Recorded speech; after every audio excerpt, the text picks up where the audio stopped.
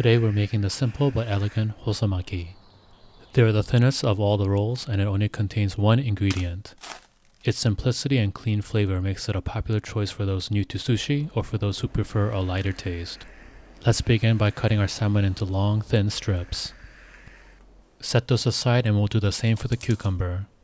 Cut it in lengthwise twice and then remove the seeds. Cut that final product and you should have 8 sticks. Place about 90 grams of your sushi rice and spread it on the nori. Place your salmon and in one motion, roll it.